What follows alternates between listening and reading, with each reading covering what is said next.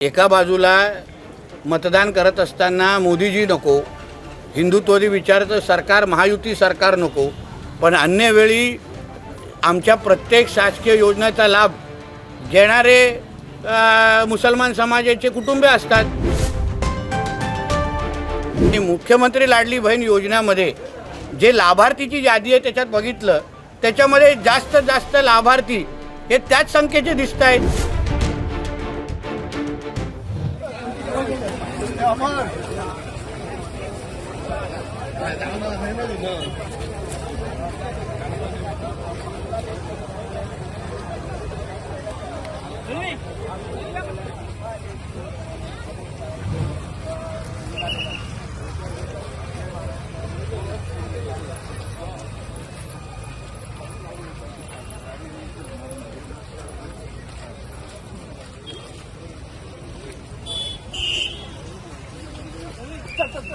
असंही म्हटलं की दोन आपत्ती असेल तर त्यांना जी लाडकी बहीण योजनेतून बाहेर काढावा आणि आदिवासी समाजातील लोकांना दोन अपत्यापेक्षा जास्त असेल. कारण का एका बाजूला मतदान करत असताना मोदीजी नको, हिंदुत्ववादी विचाराचं सरकार, महायुती सरकार नको, पण अन्य वेळी आमच्या प्रत्येक शासकीय योजनेचा लाभ घेणारे मुसलमान समाजाचे कुटुंबे असतात.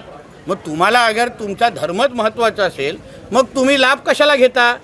आणि मुख्यमंत्री लाडली बहीण योजनेमध्ये जे लाभार्थीची यादी आहे त्याच्यात बघितलं, त्याच्यामध्ये जास्त लाभार्थी हे त्याच संख्येचे दिसत आहेत.